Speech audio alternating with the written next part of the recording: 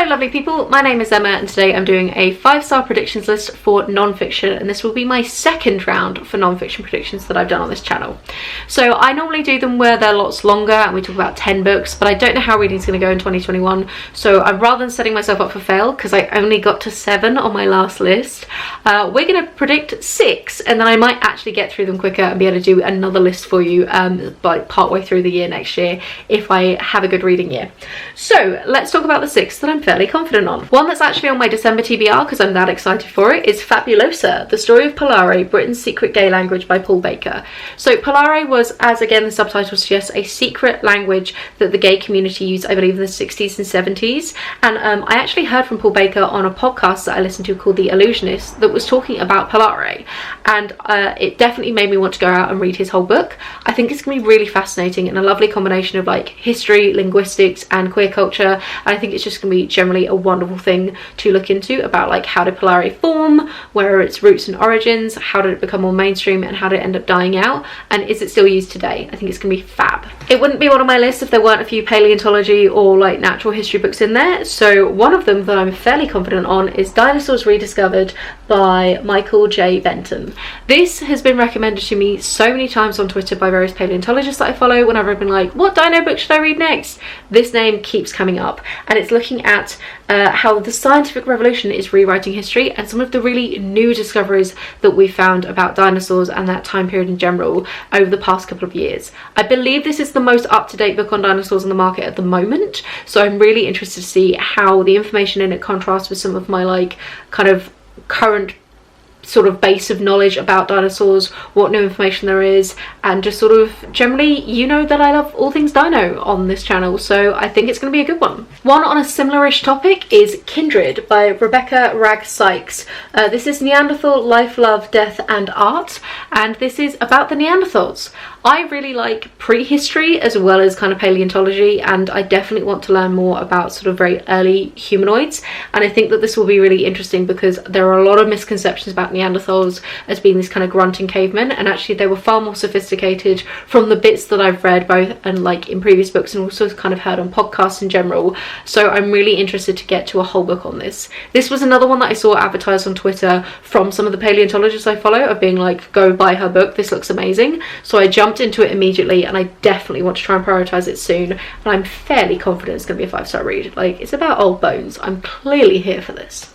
One that I can't seem to find my copy of at the moment, which is a little bit awkward, is Down and Out in London and Paris by George Orwell.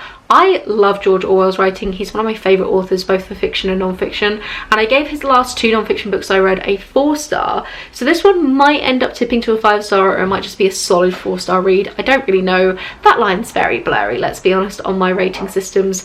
I'm not particularly consistent with my ratings.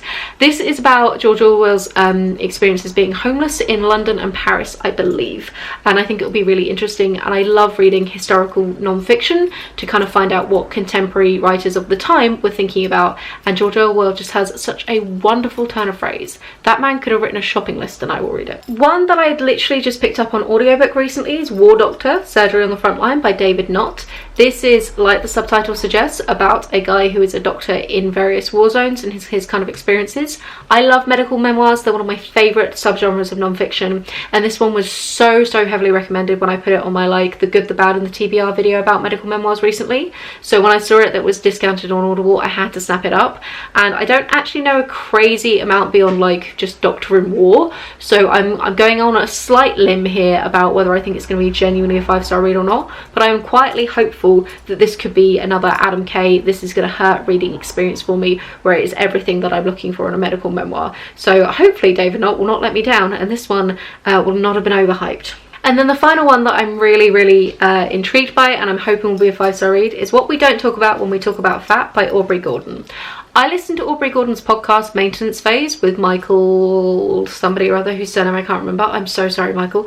And I love it. It is about all the various kind of, it's kind of myth busting a lot of the sort of weight loss, fitness, kind of health culture that we have, and Aubrey Gordon is talking about the fat bias that there is in our world and the genuine harm that it does to people. And it's not about like a self-love, like just trying to accept all different body types. It's talking about the like genuine discrimination and harm that people who are overweight end up getting in our society. It is about kind of the abuse and the hatred that comes their way, the way that the medical community ends up failing them, the way that they're discriminated in a variety of different businesses.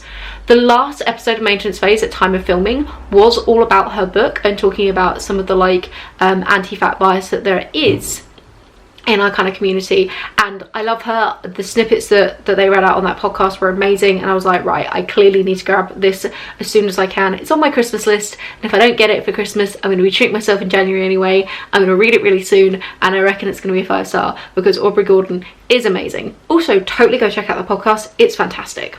So those are some 5-star predictions. Where do you think I should start for non-fiction?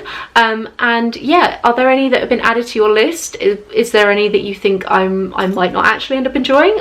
Everything comments down, like, you know the drill by now, guys. Right, that's it from me. Have a wonderful reading week, and I will chat to you soon. Bye.